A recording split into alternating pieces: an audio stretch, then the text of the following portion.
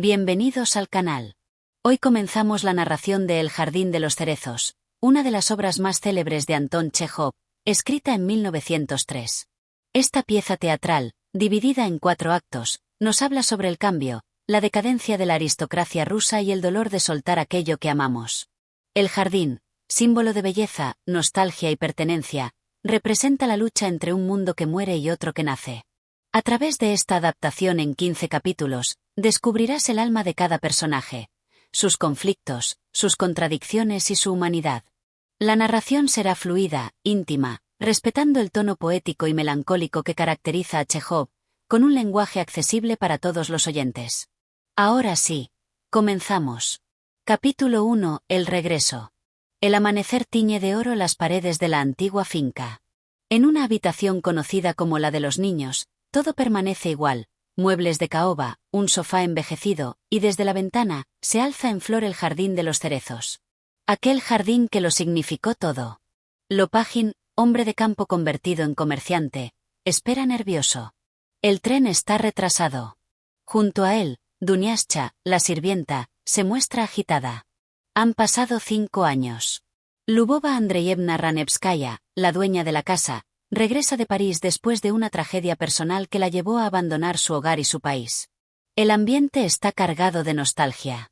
Lopagin recuerda cómo, siendo niño, ella lo ayudó tras un castigo de su padre.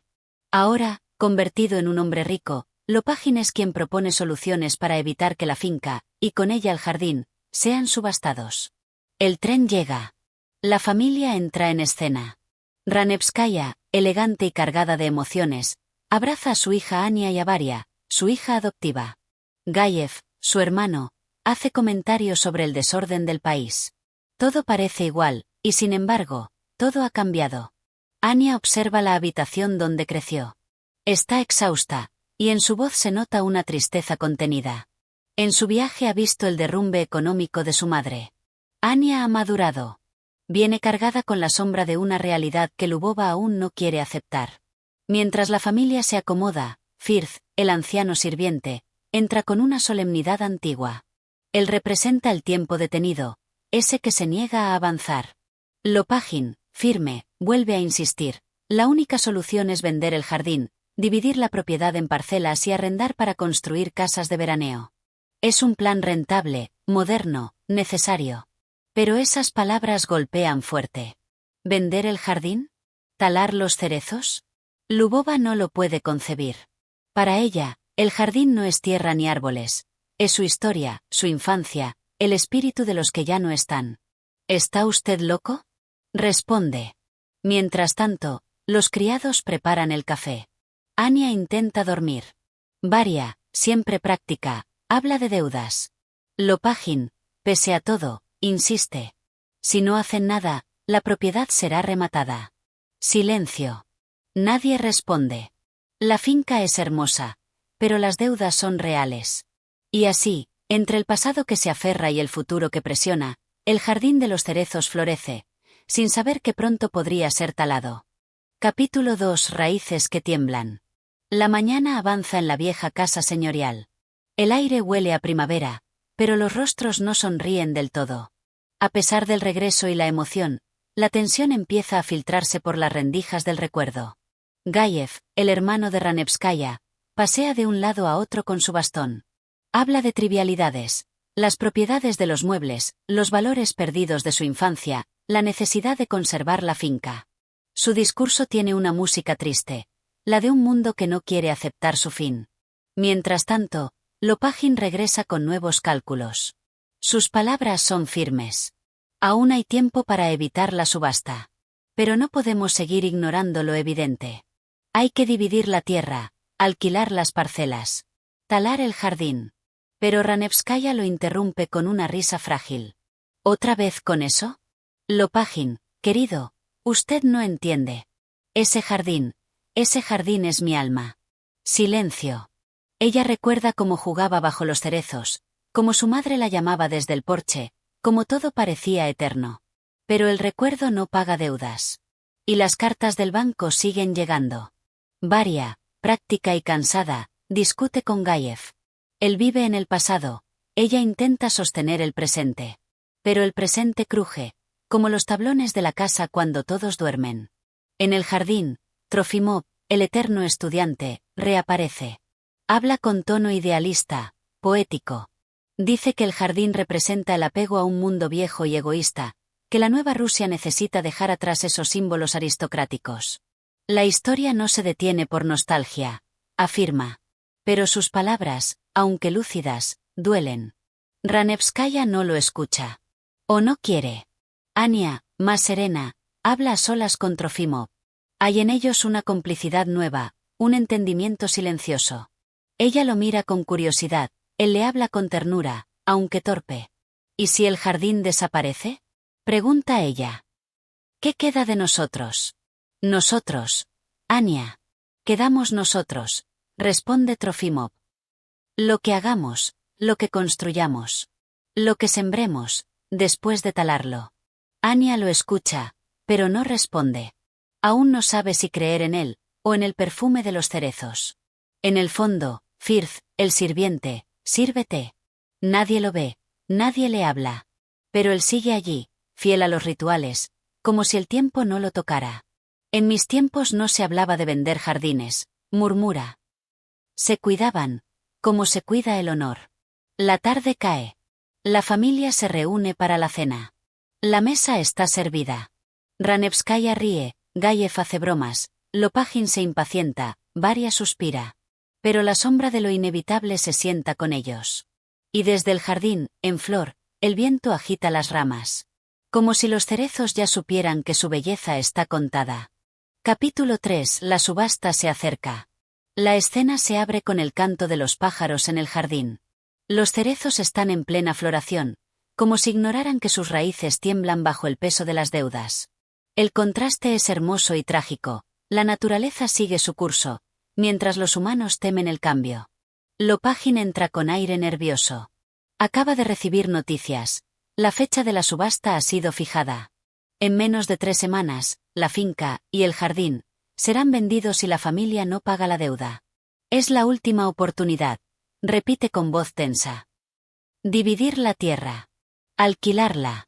Salvar algo. Ranevskaya, como siempre, evade la realidad con anécdotas dulces del pasado. Habla de París, de su pequeña hija perdida, de bailes y de inviernos felices. Habla, para no oír lo que ya no puede cambiar. Gayev, mientras tanto, también intenta soluciones. Buscar un préstamo, vender una propiedad en otra ciudad. Pero todos saben que ninguna promesa llega a tiempo. En medio de esa tensión, la vida cotidiana sigue su curso. Charlotta, la institutriz, hace juegos de magia para distraer a los más jóvenes. Pero su sonrisa es forzada. Hasta los trucos parecen temer la realidad. Trofimov y Ania caminan por el jardín. Ella se siente cada vez más cercana a él, aunque no lo confiese. Él le habla del futuro, del cambio, de la necesidad de romper con la aristocracia, con los símbolos antiguos. El jardín debe caer, le dice. No por odio, sino para que algo nuevo crezca. Ania lo escucha en silencio. Ella ama ese lugar, pero también comprende que aferrarse al pasado no salvará a nadie. ¿Y si nos vamos? Le pregunta. ¿Y si empezamos lejos? ¿Algo nuevo?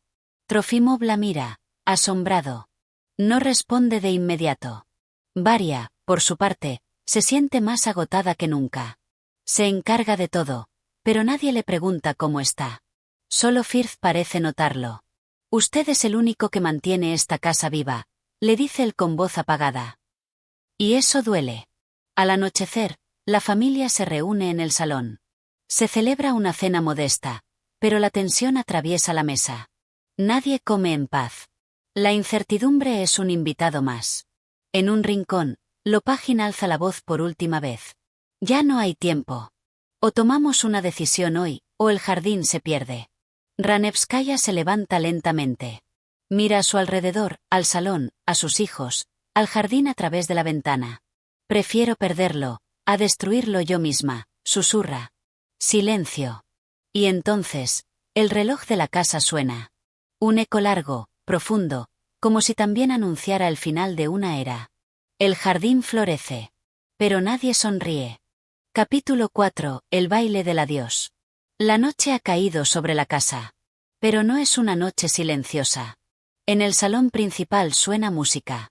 El piano vibra, las risas se entremezclan con el clink de copas de cristal. La familia ha decidido dar un baile. Tal vez el último. Charlotta entretiene a los invitados con sus trucos de ilusionismo. Aparece una paloma, desaparece un pañuelo, alguien aplaude. Pero sus ojos están tristes. Sabe que la magia no puede cambiar el destino. Gayev, vestido con sus mejores ropas, intenta mantener la compostura. Habla con emoción de su niñez, de los muebles de la casa, de lo caro que era el armario del rincón. El tiempo, para él, es nostalgia, no realidad. Ranevskaya, espléndida como en sus años de gloria, sonríe. Pero es una sonrisa frágil, cortada por dentro. Cada paso que da es un recuerdo. Cada mirada al jardín es un adiós no dicho. Lopagin entra, inquieto. Acaba de regresar de la subasta. Todos se detienen. Es el momento. Ranevskaya lo mira con esperanza. Una esperanza absurda, infantil, pero esperanza al fin. Lopagin respira hondo. Y suelta la noticia. La finca fue vendida. Silencio. Yo la compré. Todos lo miran. Nadie habla. El aire se vuelve espeso.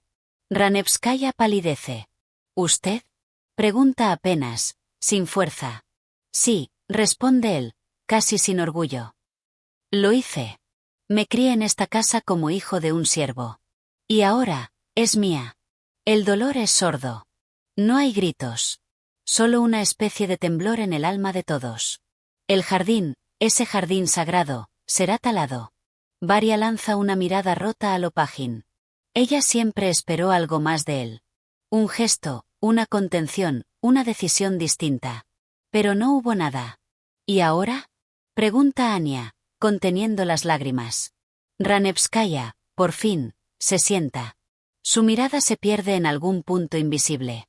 Ahora, hay que vivir, dice con voz hueca. La música cesa. El baile termina. Las copas se vacían. La noche sigue. Pero la casa ya no es hogar. Trofimov, como siempre, habla de futuro. Insiste en que hay que mirar hacia adelante, construir una nueva vida, sin posesiones. Pero hasta él baja la cabeza. Porque hay heridas que ni los ideales pueden calmar. Antes de que todos se retiren, Firth, el viejo sirviente, observa la sala vacía. Camina despacio, con los brazos detrás de la espalda. Murmura para sí. Todo se va, y uno se queda. Y sí. El tiempo sigue, aunque nadie lo quiera. Capítulo 5. Empacar la memoria. El sol se cuela por las ventanas, tímido, como si tampoco quisiera despedirse. Es el último día. La familia empaca. Las cajas están apiladas, los muebles cubiertos, las cortinas ya no cuelgan. El eco en las habitaciones comienza a hacerse presente. Ranevskaya camina lentamente por el salón. Toca los objetos con delicadeza, como si cada uno guardara un secreto. No hay rabia en sus ojos, solo un profundo cansancio. A ratos sonríe, pero es una sonrisa llena de sombras. Gayev habla sin parar. Comenta sobre el estado de los armarios, recuerda a los criados de antaño, divaga sobre el olor de los cerezos mojados. Su mente sigue anclada en una época que ya no existe. Anya está serena. Ayuda a empacar con ligereza. Ya ha tomado una decisión. Se irá con Trofimov. Quiere un nuevo comienzo. En ella hay juventud, sí, pero también convicción. Varia, en cambio, está hecha pedazos por dentro. Lo ha sostenido todo y ahora ya no hay nada que sostener. Mira a su alrededor como si buscara algo que no sabe cómo nombrar. A ratos, sus ojos se clavan en Lopagin, esperando tal vez una última palabra, una señal. Pero Lopagin no dice nada. Anda de un lado a otro, organizando la salida, contratando obreros para la tala del jardín. Su rostro está tenso. A pesar de haber ganado la propiedad, no parece feliz. ¿Por qué no me dijiste algo? Pregunta Varia en voz baja. No sabía qué decir, responde él, sin mirarla. Y así, el amor que nunca fue, termina sin escena, sin beso, sin palabras. Trofimov aparece con su maleta. Invita a Anya a partir juntos. Ella asiente. No mira atrás. Solo adelante. El jardín será talado, le dice Trofimov. Pero podemos sembrar nuevos. Ranevskaya escucha la frase. Suspira. Sabe que hay verdad en esas palabras, pero también sabe que no todos están hechos para el porvenir. Algunos se quedan viviendo entre los pétalos que cayeron. Firth entra lentamente, ayudado por su bastón. Observa la casa vacía. Nadie le habla. Nadie le dice adiós. Todos creen que fue enviado al hospital, pero él ha regresado sin que nadie lo note. Y mientras todos se marchan, uno a uno, con pasos lentos o decididos. Firth se queda. Se sienta en un sillón, cierra los ojos y murmura. Todo ha sido igual. Siempre igual. Desde fuera, se escucha el primer golpe de hacha en el jardín. El sonido es seco. Final. El jardín de los cerezos, florido hasta el último instante, empieza a caer. Capítulo 6. Las ramas que caen. La casa está vacía. Las voces se han ido. Solo queda el crujido de la madera y el sonido lejano del hacha, cortando árboles que durante generaciones dieron sombra, flor y memoria. Firth, olvidado, permanece sentado en su sillón. Con la mirada perdida en un punto fijo del techo, murmura frases del pasado. Se queja de dolores viejos, de los tiempos del zar, de las criadas que ya no están, de los amos que partieron sin mirar atrás. ¿Qué es vivir, si nadie te recuerda? Susurra. Mientras tanto, en otro lado del jardín, Lopagin supervisa la tala. Sus manos tiemblan. El contrato está firmado. El trabajo ha comenzado. Pero su alma no festeja. Cada golpe de hacha suena dentro de mí, dice a uno de los obreros. Y sin embargo, lo permito. El obrero lo mira sin entender. Lopagin se aleja, se sienta bajo un árbol aún en pie. En sus ojos, una duda vieja resucita. ¿Y si el triunfo no llena?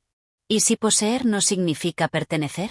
Desde lejos, se escucha la risa de algunos trabajadores. El jardín se convierte en campo de tala. Cada árbol que cae es una parte del alma de la familia que se va con él. Anya, en su nuevo hogar, escribe una carta. En ella, narra el dolor del adiós, pero también la esperanza de una nueva siembra. Habla de Trofimov, de la energía que lo mueve, de los sueños compartidos. Mamá, algún día vendrás a verme. No tendremos cerezos, pero sí flores. Otras. Nuevas. Y las plantaremos juntas. Ranevskaya recibe la carta en su modesto piso de París. Ya no hay lujo ni salones. Solo una maleta, una lámpara de mesa y un retrato enmarcado. La lee con los ojos llenos de lágrimas, y por primera vez, llora sin resistirse. Quizás, debí haberme quedado, susurra. Pero ya no hay tren de regreso. Gayev, solo en una pensión, cuenta historias a cualquiera que quiera escucharlo. Nadie le presta mucha atención. Habla de la finca, del armario inglés, de los viejos sirvientes. Su voz es un eco que se pierde. Varia, en un convento, cuida huérfanos. Encuentra paz en el servicio, aunque el amor que nunca fue aún le pesa en el pecho. Y mientras cada uno intenta vivir con lo que queda, el jardín desaparece. Las ramas caen. El perfume se disipa. Y en la casa vacía, Firth suspira por última vez. Se han olvidado de mí. Silencio. El hacha suena una vez más. Y cae un árbol. Tal vez el último. Capítulo 7. Donde floreció el silencio. Ha pasado el tiempo. Las flores ya no caen sobre el camino de tierra. Donde antes brotaban los cerezos, ahora hay montones de troncos cortados, raíces expuestas, y tierra removida. La vida sigue, pero el paisaje ha cambiado para siempre. Lopagin vuelve a visitar la casa. Ya no hay muebles, ni cuadros, ni risas. La puerta principal está medio abierta, como si aún esperara a sus dueños. Camina lentamente por el pasillo central. Sus pasos retumban en la madera vacía. Tiene éxito, dinero, poder, pero se siente pequeño. ¿Qué he hecho?, murmura. El silencio lo acompaña. Solo se escucha el viento, y un martillo lejano, señal de que los nuevos edificios comienzan a alzarse sobre el terreno. Entra en la antigua sala. Se acerca a la ventana. Desde allí, aún puede imaginar el jardín tal como era. Blanco, perfumado, eterno. Cierra los ojos y lo ve, justo como lo recordaba cuando era niño. De pronto, Una voz suave interrumpe su pensamiento. Es Charlotta, que ha regresado brevemente para buscar unos objetos que dejó. Todo esto parece un sueño, dice ella. Un sueño que se ha terminado, responde él. ¿Y tú? Le pregunta con dulzura. ¿Te sientes despierto? Lopagin no responde. Mira hacia el suelo. Acaricia una astilla del viejo marco de la ventana. No hay culpa, pero sí una soledad que pesa. Charlotta sonríe tristemente. A veces creo que todos actuamos una obra, y que nadie aplaude al final. Ella se va, dejando tras de sí solo el eco de sus pasos. En el exterior, la naturaleza se reorganiza. Donde había sombra, ahora entra la luz. Donde había flores, brotan malas hierbas. Pero también hay espacio para sembrar algo nuevo. Una posibilidad. Trofimov, en otra ciudad, da clases en una escuela humilde. Habla de historia, de progreso, de la necesidad de romper con los ídolos del ayer. Pero en sus pausas, mira por la ventana, y piensa en Anya. Anya, por su parte, ha comenzado a cuidar un pequeño jardín comunitario. No tiene cerezos. Solo tierra, herramientas, y manos jóvenes como las suyas que plantan semillas. Ella sonríe, no por nostalgia, sino por propósito. Ya no duele, piensa. Solo florece distinto. En un rincón del pueblo, una placa ha sido colocada donde alguna vez estuvo el jardín. No dice mucho. Solo. Aquí, alguna vez, florecieron cerezos. Y memorias. Firth, aunque nadie lo supo, fue enterrado cerca de ese lugar. Sin ceremonia. Pero no sin historia. Él fue testigo. Él fue el último que cerró la puerta. Y Lopagin, de pie ante esa tierra, por fin se sienta. No para poseerla, sino para escucharla. Capítulo 8. Lo que aún respira. La escena se abre en un amanecer tranquilo. El cielo tiene un tono rosado, casi como los primeros pétalos de cerezo que ya no caen. El paisaje ha cambiado, pero no ha desaparecido. Hay movimiento, aunque distinto. Anya, en su nuevo entorno, escribe en su cuaderno. Está sentada frente a un pequeño bancal de tierra donde ha plantado flores silvestres. El lugar no es tan hermoso como el antiguo jardín, pero es suyo. Y está vivo. No se trata de conservar lo que fue, escribe, sino de cuidar lo que empieza. Recuerda a su madre, a Varia, a Firth, y también a Trofimov. No todos se quedaron en su camino, pero todos le dejaron algo. En su rincón de vida nueva, Trofimov también piensa en ella. Da clases, estudia, sueña con una Rusia distinta. Habla con pasión a sus alumnos, pero al terminar la jornada, se queda solo frente a un libro que nunca termina. En las primeras páginas, aún está el pétalo seco de un cerezo que Anya le dio antes de partir. Varia, por su parte, se ha adaptado a su vida en el convento. No lleva hábito, pero su entrega es casi religiosa.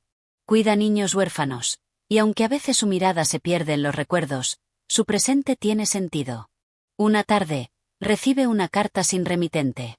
Solo una frase. Quizá no supe amarte, pero nunca te olvidé.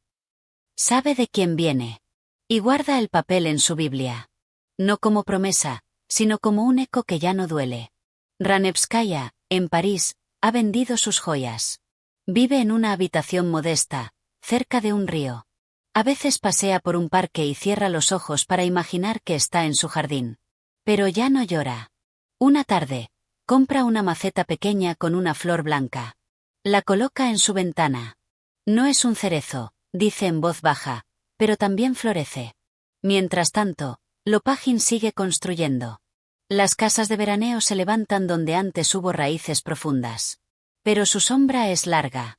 A pesar del éxito, sabe que ha perdido algo que el dinero no recupera. Camina a solas por lo que fue el jardín.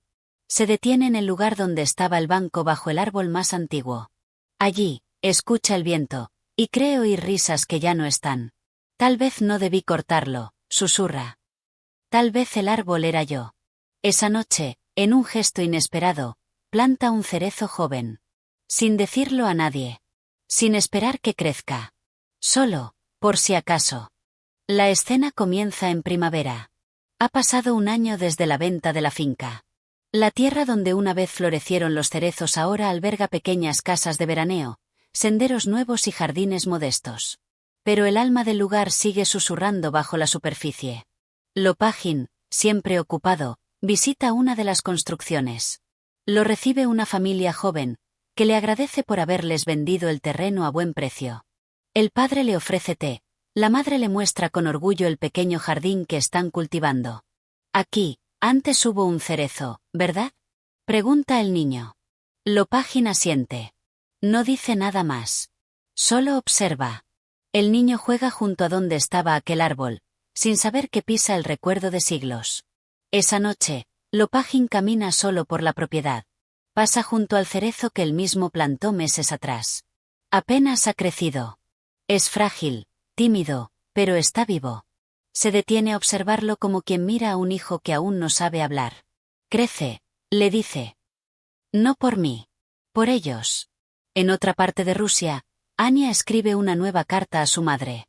Ya no está cargada de nostalgia, sino de semillas. Mamá, sembramos un almendro, y los niños del barrio lo riegan cada mañana. Les cuento del jardín que tú tenías. Ellos lo imaginan enorme, lleno de cerezos. Y yo, lo veo en sus ojos. Ranevskaya, en su habitación parisina, recibe la carta. Está más delgada, más silenciosa, pero hay dulzura en su mirada. Relee la última línea una y otra vez. Y yo lo veo en sus ojos. Sale al balcón. Mira su maceta. La flor blanca ha vuelto a brotar. Y por un momento, cree oír el sonido de las ramas del jardín de su infancia.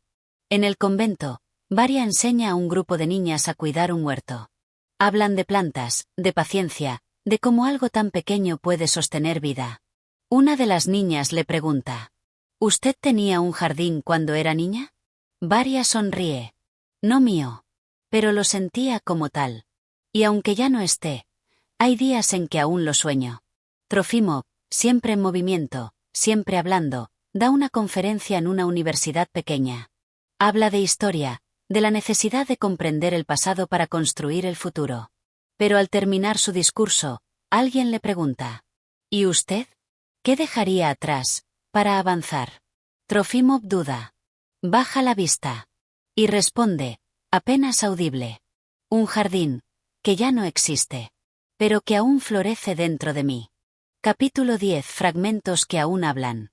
La escena se abre en una antigua tienda de antigüedades del pueblo. Entre muebles viejos y marcos polvorientos, una mesa de madera destaca con grabados florales. Un cliente curioso pregunta: ¿de dónde viene? El dueño, un anciano con gafas gruesas, sonríe. Dicen que era parte de una finca muy antigua, donde había un jardín de cerezos. La trajeron después de la subasta. El cliente acaricia la superficie y asiente.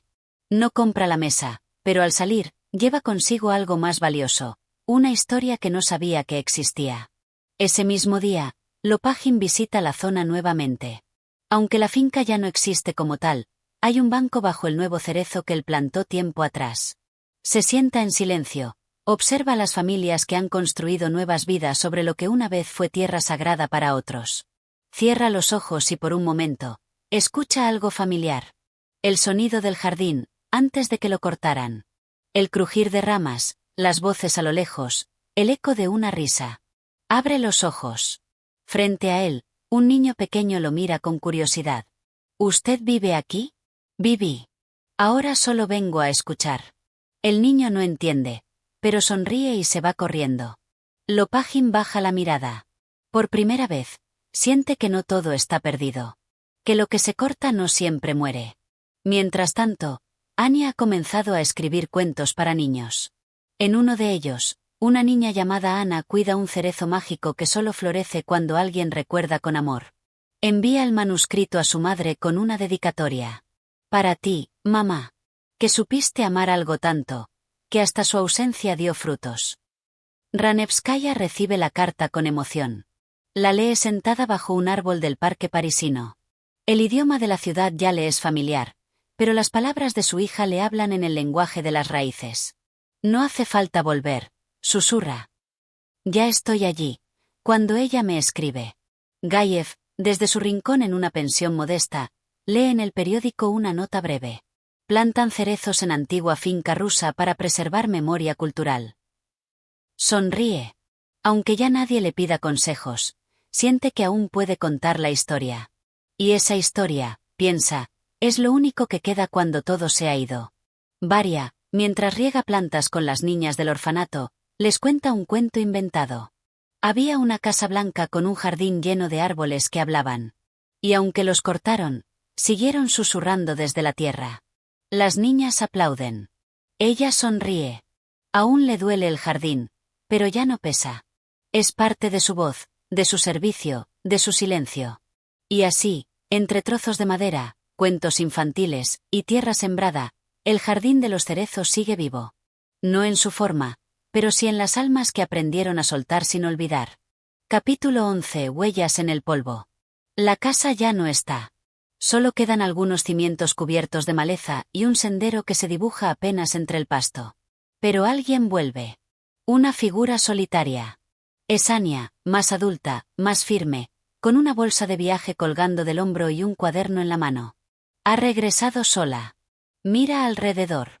El aire huele distinto, más seco, sin perfume de flores, sin el canto de los sirvientes, sin risas por los pasillos. Pero algo invisible permanece. Se acerca a la zona donde estaba la sala. Se sienta sobre una piedra grande, probablemente parte de la antigua chimenea. Abre su cuaderno. Escribe. A veces, volver no es repetir. Es mirar con otros ojos lo que ya no está, y no huir del vacío. Se queda en silencio. Respira. El viento sopla con suavidad. A lo lejos, alguien se acerca. Es Lopagin. También ha vuelto, sin haberlo planeado. Traía herramientas, venía a revisar los cimientos de una futura construcción. Pero al ver a Anya, se detiene. No pensé que volverías, dice. Yo tampoco, responde ella, sin levantarse. Se sienta junto a ella. No hay tensión. No hay culpa. Solo dos personas que ahora pueden hablar sin máscaras. Planté un cerezo, dice él. Aquel día. El que talé todo, pero no pude irme sin dejar algo. Anya lo mira. No lo juzga. ¿Dónde está? Él señala hacia el este. Caminan en silencio hasta encontrarlo. Es pequeño, inclinado por el viento, pero firme. Ha florecido. Anya toca una de sus ramas. Cierra los ojos. Gracias. Lopagin asiente. Por primera vez en mucho tiempo, no siente que debe justificarse. Ella no espera explicaciones. Ambos entienden. Más tarde, al despedirse, Anya le entrega una pequeña hoja doblada. No es una carta. Solo un fragmento. Lopagin la lee en voz baja. Quien corta, pierde. Quien siembra, espera. Y quien vuelve, ya no teme al pasado. Ella se aleja. Él se queda junto al árbol. En otro lugar, Varia recibe por correo una fotografía. Es el cerezo. Detrás, con letra de Anya, una línea. Aún florece. Por dentro y por fuera. Varia sonríe. Mira a los niños jugando en el patio. Luego, con cuidado, coloca la fotografía en un marco y la deja junto a su cama. Y al final del día, bajo la sombra de ese pequeño árbol, Lopagin cierra los ojos. No se escucha ningún hacha. Solo viento. Y, tal vez, una voz lejana diciendo gracias. Capítulo 12. Los que recuerdan. La escena comienza en un salón modesto de provincia donde se celebra una lectura pública de jóvenes escritores. Entre ellos está Anya, invitada a compartir su primer libro, Jardín sin raíces. El título llama la atención. Cuando se levanta a leer, el público guarda silencio. Sus palabras fluyen con ternura y determinación. Hubo una casa donde los cerezos florecían sin pedir permiso. Allí aprendimos que el tiempo no se detiene, y que el adiós puede convertirse en semilla. El auditorio aplaude. Algunos lo hacen por la belleza de la prosa. Otros, porque en esas frases, sienten algo familiar. Al final de la lectura, un anciano se le acerca. ¿Habla usted de la finca que estaba cerca del río? La de los árboles blancos como nieve. Anya asiente. Él sonríe. Yo fui aprendiz de carpintero en esa casa. Ayudé a arreglar las ventanas del salón. ¿Cómo olía el aire en primavera? Ambos se sientan a conversar. Comparten recuerdos, aunque sean de ángulos distintos. Uno vio el lugar desde el trabajo, la otra desde la pérdida. «Qué curioso», dice el hombre. «No sabía que alguien más lo recordaba». «Muchos lo hacemos», responde ella. «Pero de formas distintas». En paralelo, Lopagin ha organizado una reunión entre los nuevos vecinos del terreno donde estuvo el jardín. Algunos lo miran aún con desconfianza, otros con respeto. Él solo quiere decir algo. «Cuando compré esta tierra, pensé que estaba ganando algo. Con los años entendí que también estaba enterrando algo que no me pertenecía del todo». Hace una pausa. «Así que, con su permiso, propongo que nombremos este lugar Plaza del Cerezo. Y plantemos uno más». El gesto conmueve. Nadie se opone. En un rincón de la plaza, al pie de la tierra recién removida, Lopagin planta un segundo cerezo. A su lado, un niño lo ayuda. Es hijo de uno de los obreros que ahora vive allí. ¿Y crecerá alto?, pregunta el pequeño. Solo si alguien lo recuerda, responde Lopagin. Mientras tanto, Varia ha comenzado a escribir también. No ficción. Solo pensamientos. Uno de ellos dice: «Perder no siempre es caer. A veces, es quedarse sin peso para poder caminar». Guarda ese papel en una caja junto a una rama seca de cerezo que conserva desde el día que se marchó. En la última escena del capítulo, Anya, Lopagin y Varia, cada uno en su espacio, miran al cielo al mismo tiempo. Ninguno sabe del otro. Pero todos, de algún modo, siguen conectados por un jardín que ya no existe. ¿O sí? Depende de cómo se mire. Capítulo 13. El árbol del centro. La escena comienza en una tarde tibia. En la nueva plaza del Cerezo, hay risas de niños, bancos de madera, y un árbol joven que comienza a alzarse en el centro. No da frutos aún, pero ya proyecta sombra. Lopagin pasa por allí cada tanto. No siempre se detiene. A veces lo observa desde lejos. Otras veces se sienta en silencio. Hoy, sin embargo, trae consigo algo, una pequeña placa de bronce. La instala al pie del árbol, con manos temblorosas. Dice: «A quienes sembraron memoria. A quienes supieron soltar».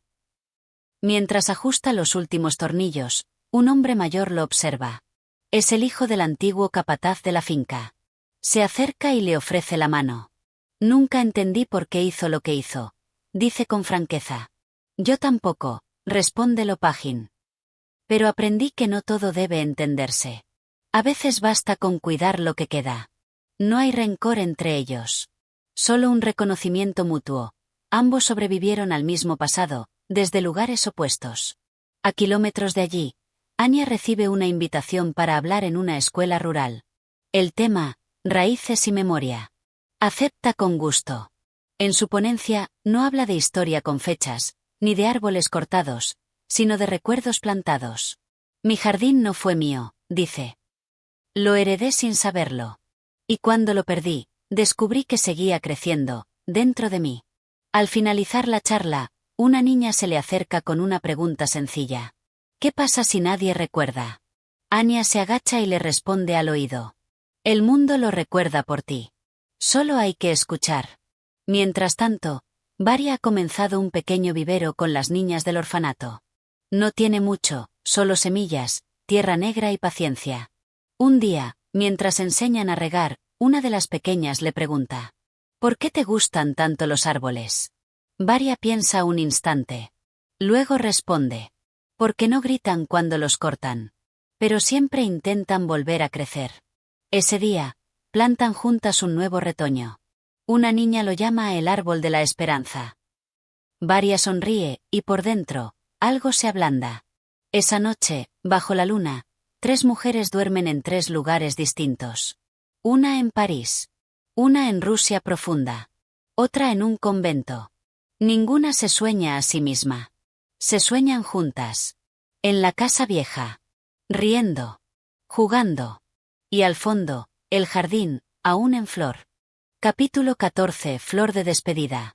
La escena comienza en una estación de tren modesta, al atardecer. Los rieles vibran con una energía contenida. Ranevskaya ha decidido regresar, después de tantos años en París. No sabe exactamente por qué, ni a qué. Solo sintió el impulso de volver. A mirar, aunque sea por última vez.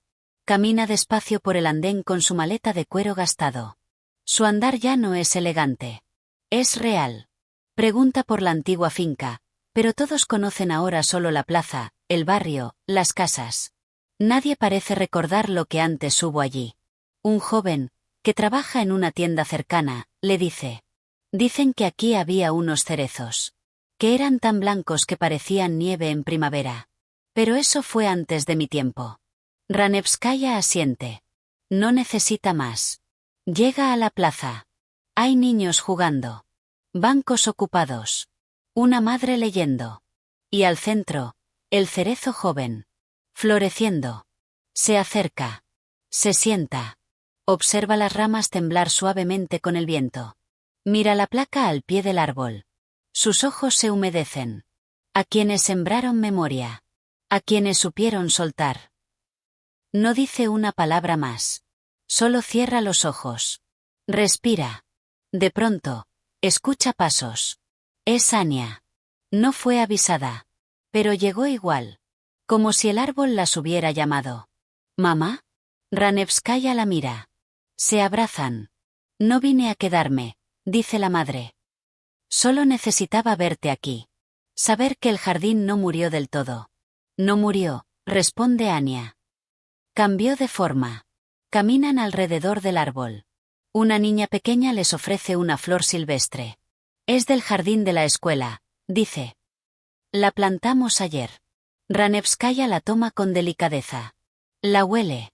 Sonríe. Gracias, le susurra, sin que la niña entienda cuánto encierra esa palabra. A lo lejos, Lopagin las observa. No se acerca. Pero las reconoce. Y por primera vez, no siente que deba intervenir. Han vuelto. Y eso basta, piensa. Antes de partir, Ranevskaya deja una cinta blanca atada a una rama del árbol. No como marca de propiedad, sino como una flor de despedida. Esa noche, en la estación, escribe una nota rápida y la entrega a Anya. No volveré más. Pero si un día ves esta flor florecer, piensa en mí como parte del viento que la acaricia. Y se va. Con pasos lentos. Pero con el alma, más ligera. Capítulo 15. Cuando florece el silencio. El sol asoma con suavidad sobre la plaza del cerezo. Hay calma. El viento es tibio. El árbol del centro se ha fortalecido. Ya no es un brote tímido, sino un cerezo joven, firme y lleno de vida. A su alrededor, la vida cotidiana se desarrolla. Niños corren, ancianos charlan, y el aire huele a pan recién horneado de una panadería cercana. Anya llega temprano con una cesta bajo el brazo. Ha traído pan y un cuaderno. Se sienta en el mismo banco donde su madre se sentó la última vez. Mira la cinta blanca aún atada a una rama. Desgastada por el tiempo, pero intacta. Abre su cuaderno. Escribe. Hoy no duele. Hoy florece. Levanta la vista. En ese mismo instante, Varia aparece, inesperadamente. Ha viajado desde el convento con motivo de una pequeña feria local. Las miradas se cruzan. No hace falta decir mucho. Se abrazan. Ambas saben que no son las mismas. Que el jardín no está, pero que algo más profundo ha echado raíces. ¿Cómo has estado? Pregunta Anya. Fuerte. ¿Y tú, en paz? Responde Varia, con dulzura. Caminan juntas por la plaza. Hablan de todo y de nada. Ríen un poco. Comparten pan. Lopagin también aparece más tarde. Trae consigo una caja pequeña. Al verla, ambas mujeres se sorprenden. Él la saluda con respeto, se acerca al árbol, y abre la caja. Dentro hay tierra negra, rica, húmeda. La toma con sus manos y la esparce alrededor del cerezo. La traje del lugar donde estaba la casa. La última tierra removida antes de construir las casas. Pensé que debía volver aquí. Nadie dice nada. Pero todas las miradas se entienden. Después, los tres se sientan en silencio. No hay que hablar del pasado. No hay que reconstruir nada. Estar ahí ya es suficiente. En un rincón de la plaza, una niña pequeña planta un nuevo brote junto al árbol. Anya se acerca. ¿Qué es eso? Un cerezo también. Quiero que tenga compañía, dice la niña, con naturalidad. Y entonces Anya sonríe. Porque sabe que todo lo vivido fue para esto. No para conservar un jardín, sino para sembrar la posibilidad de muchos. La cámara de la narración se aleja, como si fuera un último acto teatral. Desde lo alto, se ve la plaza, las personas, el árbol. Y en el centro, sin necesidad de aplaudir, la obra ha terminado. Pero la vida sigue. Y los cerezos también. Gracias por acompañarnos hasta el final de esta historia. Si alguna vez entendiste que el verdadero jardín está en lo que sembramos en los demás, esta historia también es tuya. Apóyanos con un like, comentario o suscripción. Gracias por mantener vivo este teatro del alma.